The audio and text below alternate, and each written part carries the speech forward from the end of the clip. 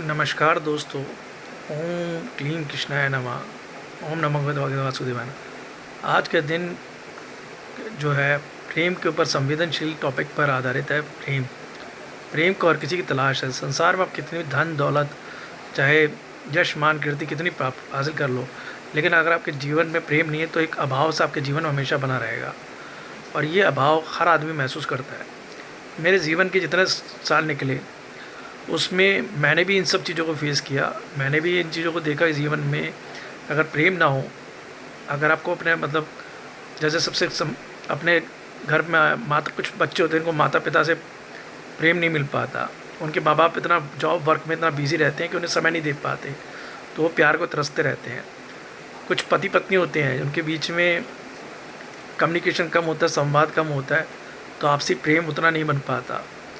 और कुछ लोगों के जैसे रिश्तेदार होते हैं और अड़ोसी पड़ोसी से मिलते हैं कि हर इंसान आजकल परेशान है। अपने आसपास अड़ोस पड़ोस से रिश्तेदार अच्छे नहीं मिलते, या पत्नी अच्छी नहीं है, या दोस्त अच्छे नहीं हैं, गर्लफ्रेंड मिल रही है वो भी मतलबी मिल रही है, प्रेम नहीं है कहीं पर भी। सब रिश्ते देखा जाए तो सारे रिश्ते आजकल देखा जाए ज़रूरतों पर टिके हुए हैं, स्वार्थ पर टिके हुए हैं।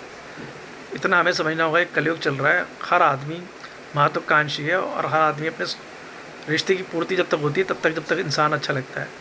जैसे ही इंसान से मतलब पूरा होता है, वो व्यक्ति अलग होकर कोई दूसरे अच्छे व्यक्ति ढूंढ लेता है उससे। आप कितना भी अच्छा बन जाए, लेकिन अगर उस बंदे को अगर आपसे निभाना नहीं है ना, तो निभाने की 10 वजह निकल आएंगी, लेकिन नहीं निभाना ना तो आप उसको अखरने लग जाओगे। वो कोई भी बहाने ढूंढ लेगा आपसे। कुछ लोग इतने अपॉर्चुनिस्टिक कहा जाए या इतना अवसरवादी होते हैं, वो लोग अपना मतलब पूरा करने के लिए आपसे दोस्ती करते हैं। आपको अपना दोस्त बनाएंगे कि तुम मेरा भाई है, मेरा पंजाबी जैसे भाषा में कहते हैं मेरा भरा है, मेरा सब कुछ है, साड़ी यारी है, दोस्ती है। लेकिन मतलब निकलने के बाद आपको समझ में आ जाएगा कि किस लिए कर रहा है। लेकिन मेरा ये मानना है कि आपके आसपास अगर ऐसा माहौल हो, एक डॉक्टर के नाते मैं मनोचिकित्सक के हिसाब से मैं आपको एक ही चीज़ बताऊँगा, जैसा व्यक्ति हो उसके अकॉर्डिंग आप बन जाओ। अगर वो व्यक्ति चाहता है कितना भी आपको बोले, कोशिश करो उसे इग्नोर करना शुरू कर दो। और अगर उसके बाद भी बोलता रहता है, एक लिमिट होती है। 100 गालियाँ सुनने के बाद श्री कृष्ण भी चुप नहीं रहे थे, उसे जवाब भी दो, नहीं तो वो आपको सर पे चढ़ता जाएगा और आपके को हमेशा यही सोचेगा कि इसे तो कोई फ़र्क ही नहीं पड़ता। गांधी जी ने कहा था, एक गाल पे थप्पड़ मारो, दूसरे गाल पे आगे कर दो। वो उनका समय था।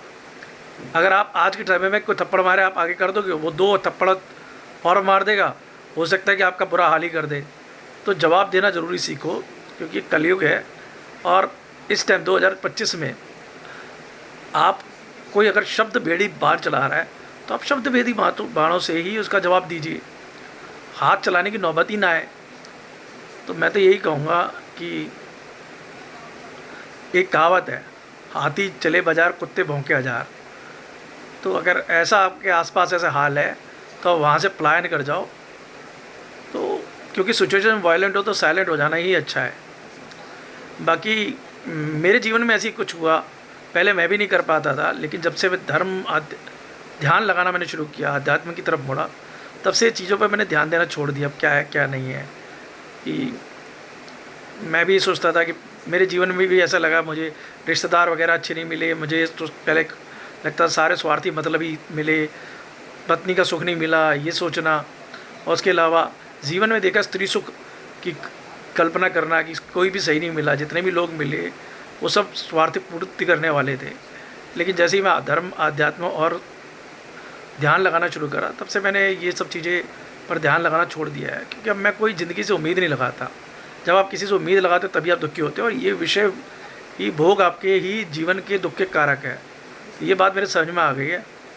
तो अब मैं आपको यही कहूँगा कि बाकी इसके अलावा मैं ज्योतिष में भी मैंने देखा, तो ज्योतिष में कुछ 15 साल के मैं अनुभव से कह सकता हूँ कि कुछ लोगों, मैं नहीं कहूँगा ऊपर से उतरी किताब है, लेकिन कुछ हद तक ना ज्योतिष भी अपने आप में पूर्ण है। अगर आपके कुंडली भाव में दानव ग्रह और देव ग्रह बैठे हुए हैं, जैसे सूर्य के कभी ज्योतिष शनि से नहीं होती, चंद्र के साथ अगर राहु केतु बैठ जाए 4 और 5वें भाव में, तो आपको स्त्री सुख प्रेम नहीं मिलेगा। 6ठे भाव में अगर शुक्र बैठा हो या शत्रु ग्रह बैठा हो राहु केतु के साथ, तो आपको कभी भी प्रेम और सुख नहीं मिलेगा।